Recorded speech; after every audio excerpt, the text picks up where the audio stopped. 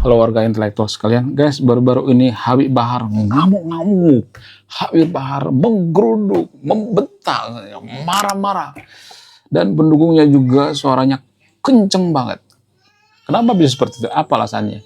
Jadi guys, seperti yang kita tahu bersama bahwa baru-baru ini ada kejadian yang sangat tidak mengenakan bagi umat muslim, yaitu challenge perlombaan hafiz Quran gitu ya, perlombaan hafal Quran dan hadiahnya miras. Itu bikin teman-teman muslim marah gitu. Nah, yang jadi pertanyaan, siapa yang salah? Apakah penyelenggaranya yang salah? Apakah festival musiknya yang salah? Apakah labelnya yang salah? Apakah sponsornya yang salah gitu? Jadi di media sosial kan simpang siur ya. Ada yang mengatakan yang salah itu yang punya pabrik minuman gitu. Ada yang mengatakan bahwa yang salah itu sebenarnya MC-nya, ada yang mengatakan yang salah itu pengunjungnya, ada yang mengatakan bahwa umat muslim yang di sana juga salah gitu ya. Jadi simpang siur di media sosial. Nah, yang jadi pertanyaan, siapa yang salah sebenarnya? Apakah yang punya miras tersebut atau tidak? Langsung saja kita ke pembahasannya. Mari kita gaskan. Menurut keyakinan saya, ini sebenarnya kesalahpahaman gitu ya. Jadi di Konoha itu kan ada berita yang mengatakan, oh yang salah itu kan penyelenggaranya gitu, yang punya label misalnya. Jadi kronologinya ada perayaan festival musik di Ancol. Nah, ketika ada perayaan festival musik di Ancol, yang mensponsori festival ini adalah merek minuman bernama Newport. Nah, ketika ada acara tuh ya lagi promo-promo segala macam gitu ya.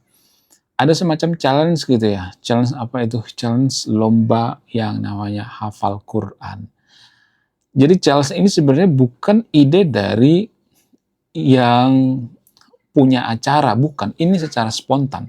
Spontannya gini, ya ada challenge ya, terserah challenge apa gitu. Lalu pengunjung itu langsung ngambil mikrofon gitu ya, mikrofon dari MC, dan ada pengunjung yang bikin challenge, ya gimana kalau hafiz Quran gitu ya, menghafal Quran. Nah itu tuh ya awalnya. Dan yang melakukan challenge itu juga umat muslim. Jadi konflik ini antara umat muslim dengan umat muslim juga gitu ya.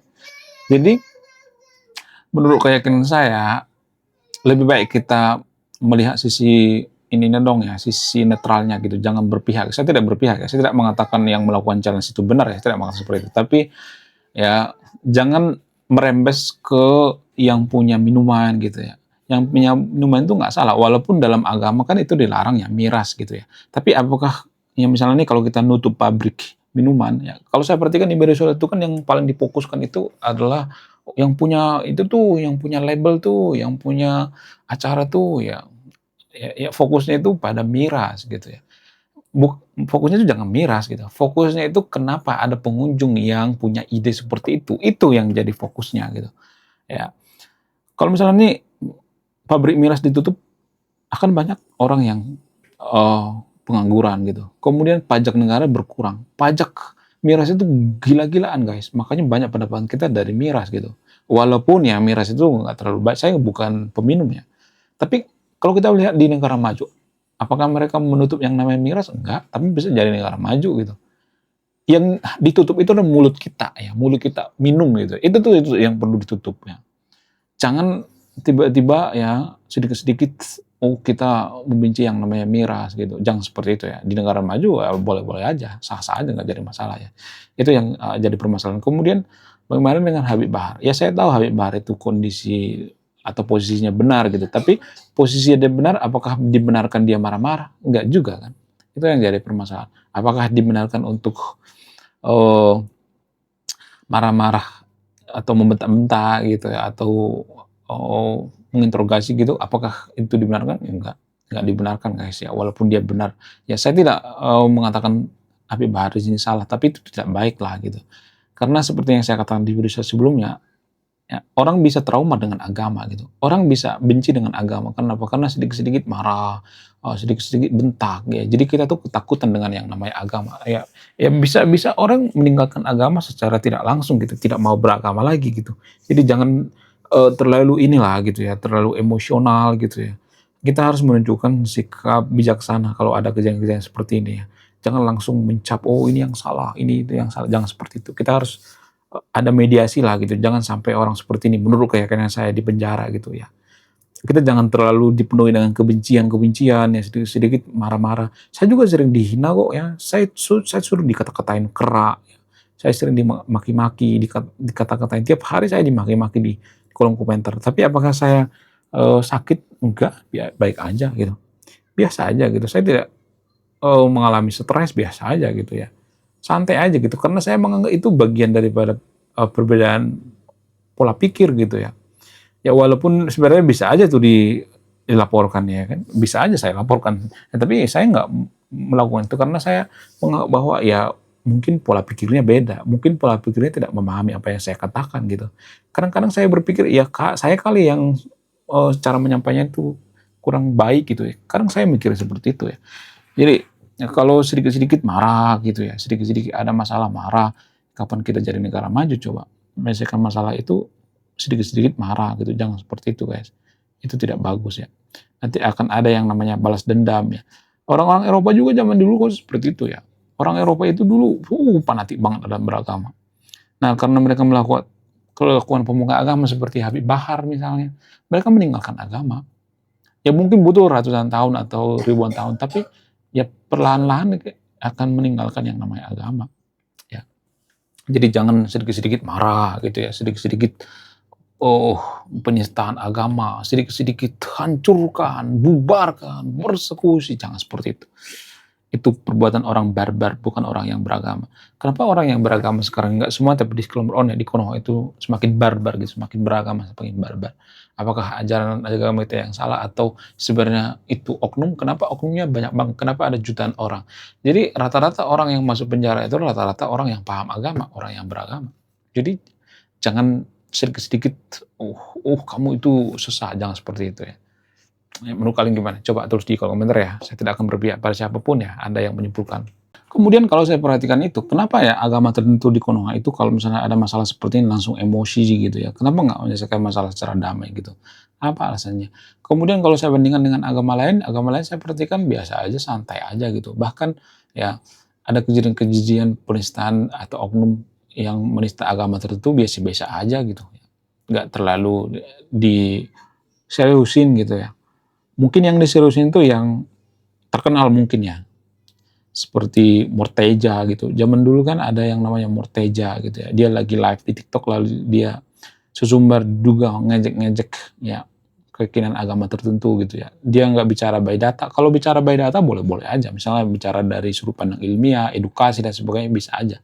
Tapi kan dia sengaja ngejek-ngejek gitu, ngejek-ngejek ya dugaan saya itu dia ngejek tentang orang Kristen, bahwa orang Kristen itu diduga ya terlalu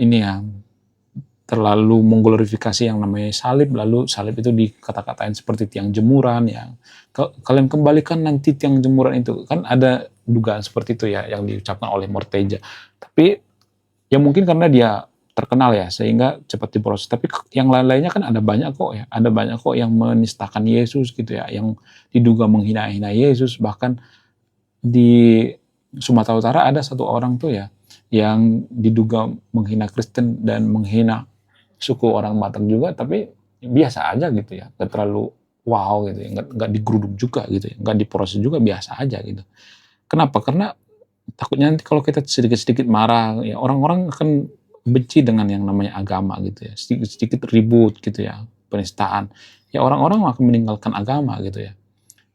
Saya hanya melihat dari berbagai perspektif atau sudut pandang ya, jangan langsung mencap gitu, kamu menjauhkan kita dari agama. Enggak, bukan seperti itu konsepnya. Biar kita pahami dulu ya, apa yang terjadi di negara kita. Kita nggak kekurangan orang yang barbar dalam beragama. Tapi kita kekurangan orang yang bijaksana dalam beragama. Kita masih kurang bijaksana dalam beragama gitu. Kadang kita menganggap bahwa agama itu sakralnya itu ketulungan gitu, sakral banget gitu.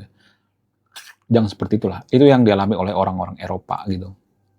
Ya, kita harus belajar dari kesalahan Eropa. Eropa sekarang nggak peduli dengan agama ya karena faktor dari situ ya. Mereka sekularisme karena apa? Karena menganggap bahwa agama itu adalah semacam budaya, karangan manusia dan sebagainya. Itu udah sudut pandang orang-orang Eropa ya. Itu yang perlu kita perhatikan. Jangan sedikit-sedikit marah gitu, harus bijaksana dong ya. Ya, sebenarnya kan yang bermasalah itu kan pengunjungnya gitu ya. Kenapa bikin challenge seperti itu? Kemudian di sana juga banyak umat muslim kok, tapi mereka nggak negor, biasa aja gitu ya. Bahkan di video gitu ya. Itu yang jadi permasalahan. Ya, menurut kalian gimana? Coba tulis di kolom komentar ya. Saya tidak akan berpihak, Anda yang menyimpulkan. Wah, gila, luar biasa. Akhirnya buku kedua dan ketiga gua rilis juga. Buku kedua gua ini judulnya Budi Tanpa Pekerti. Dari judulnya sudah menarik. Dan kisah daripada buku ini sangat-sangat dilematis sekali. Di mana karakter dalam buku ini bercerita, ada dua pilihan yang sangat sulit. Yang pertama, ketika seorang tokoh dalam buku ini tidak bawa-bawa agama saat kampanye, maka dia bisa dipastikan kalah. Tapi ketika bawa-bawa agama dalam kampanye, ketika dia bawa-bawa kalimat insya Allah, maka dia bisa dipastikan menang. Nah, yang jadi pertanyaan, kalau Anda di posisi karakter dalam buku ini, mana yang Anda pilih? Ini temanya sangat cocok dengan tema channel ini, bahas tentang agama. Kemudian tidak hanya ini juga menarik guys ya, Tanah Luka. Dari judulnya juga udah kelihatan ya, ini cerita penuh dengan luka. Dimana kisah dalam buku ini ada seorang kiai yang sangat-sangat dilematis.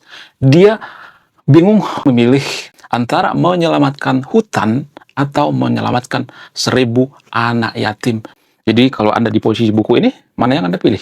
Nah, yang menarik dari kedua buku ini adalah menggunakan sudut pandang sastra Nobel. Kapan lagi ya kan baca buku yang setara dengan buku Nobel. Wow, luar biasa. Silahkan di check out sekarang juga. Kalau nggak di check out juga nggak apa-apa. Karena saya nulis buku itu bukan nyari duit sebenarnya. Ya, karena saya pengen berkontribusi terhadap kemajuan bangsa kita. Itu tujuan saya nulis buku ya. Jangan lupa, link pembeliannya ada di pin komentar video ini. Jadi endingnya apa ya? Saya penasaran ini. Saya jadi penasaran ini isinya apa. Saya juga beli ini. Link pembeliannya ada di pin komentar video ini.